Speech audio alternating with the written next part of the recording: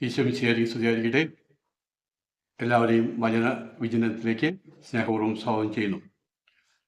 ഇന്ന് നമ്മൾ ധ്യാനിക്കുന്ന വചനഭാഗം വിശുദ്ധ യോഹന്നാന്റെ സുവിശേഷം 3-ാം അധ്യായം 16-ാം വാക്യം.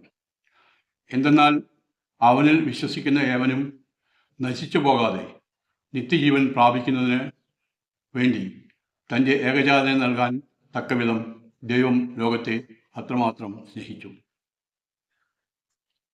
സുവിശേഷത്തിലെ സുവർണവാക്യമെന്നാണ് ബൈബിൾ പണ്ഡിതന്മാർ ഈ വചനത്തെക്കുറിച്ച് സാക്ഷ്യപ്പെടുത്തുന്നത്. ദൈവത്തിന് നമ്മോടുള്ള സ്നേഹം അപരിമേയമാണ്. ഏത് പിതാവാണ് തൻ്റെ മക്കൾക്ക് താൻ നൽകുന്ന സ്നേഹം അതിൻ്റെ തീവ്രതയിൽ അനുഭവിച്ചറിയണമെന്ന് ആഗ്രഹിക്കാത്തത്? അതുപോലെ തന്നെ ദൈവവും ആഗ്രഹിക്കുന്നു. പക്ഷേ അതിന് തടസ്സം നിൽക്കുന്നത് നമ്മുടെ പാപാവസ്ഥയാണ്. നിന്റെ അകൃത്യങ്ങൾ ദൈവത്തെയും നിന്നെയും തമ്മിൽ അകറ്റിയിരിക്കുന്നു.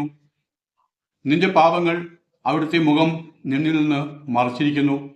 അതിനാൽ അവിടുന്ന് നിന്റെ പ്രാർത്ഥന കേൾക്കുന്നില്ല. യെശയ്യാ 59:2.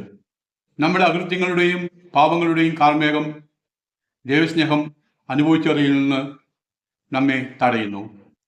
ഇത് നമ്മളുണ്ടാക്കുന്ന മാനസികമായ അരാജകത്വം നമ്മുടെ ജീവിതത്തെ അരിശയത്തിലേക്ക് നയിക്കുന്നു. ഈ സാഹചര്യത്തിലാണ് നമ്മുടെ പാപങ്ങൾക്ക് വേണ്ടി സ്വയം പരിവസ്തുവായ യേശുവിലേക്ക് നമ്മൾ നോക്കേണ്ടത്.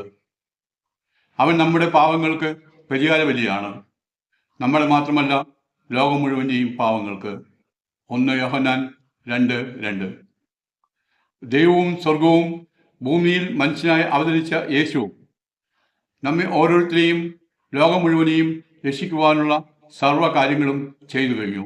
ഈ രക്ഷ സ്വന്തമാക്കുന്നതിന് വേണ്ടി നാം ചെയ്യേണ്ടത് ഇതാണ്: യേശു നമ്മുടെ പാപങ്ങൾക്ക് വേണ്ടി മരിച്ചുവെന്ന് വിശ്വസിച്ച് അനുദപിച്ച് മാനസാന്തരപ്പെട്ട് ഈശോയെ ഹൃദയത്തിൽ രക്ഷിതാവായി സ്വീകരിച്ച് ആദരം കൊണ്ട് ഏറ്റുപറയാൻ സാധിക്കണം.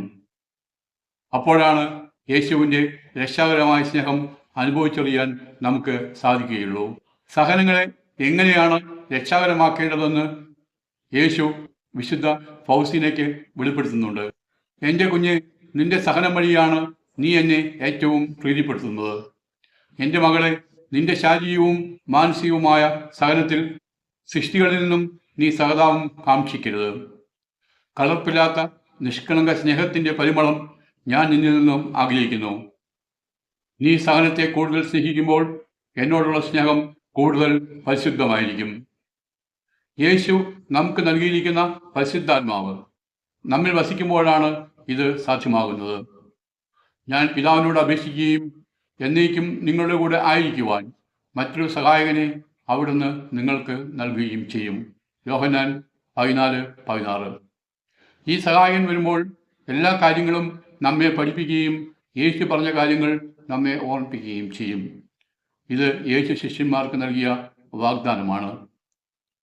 യേശുവിൻ്റെ രക്ഷാകരമായ സ്നേഹം അനുഭവിച്ചറിയുവാൻ പരിശുദ്ധാത്മാവിൻ്റെ സഹായത്തോടെ വചനം പഠിക്കുകയും ധ്യാനിക്കുകയും ചെയ്യണം. ഉദാശകൾ സ്വീകരിക്കണം. അപ്പോഴാണ് യേശുവിൻ്റെ വ്യക്തിത്വവുമായി ലയിച്ചു ചേരുവാൻ നമുക്ക് സാധിക്കുകയുള്ളൂ. അപ്പോൾ ദൈവസ്നേഹത്താൽ നിറഞ്ഞ നമ്മുടെ ഹൃദയങ്ങൾക്ക് അത് മറ്റുള്ളവരുമായി പങ്കുവയ്ക്കുവാൻ സാധിക്കും. അതുകൊണ്ട് നമുക്ക് പ്രാർത്ഥിക്കാം. സ്വർഗസ്ഥനായ പിതാവ് തൻ്റെ ഏകജാതനെ നമുക്കായി നൽകുവാൻ അത്രമാത്രം നമ്മെ സ്നേഹിച്ചതുപോലെ ഈ ലോകത്തെ പാവത്തിൻ്റെ അവസ്ഥയിൽ നിന്നും യേശുവിൻ്റെ രക്ഷാകരമായ സ്നേഹത്തിലേക്ക് നയിക്കുവാൻ വേണ്ട കൃപയ്ക്ക് വേണ്ടി നമുക്ക് പ്രാർത്ഥിക്കാം. യേശുവേ സ്തോത്രം, യേശുവേ നന്ദി, യേശു ആരാധന. Hallelujah, hallelujah. യേശുവേ സ്തോത്രം, യേശുവേ നന്ദി.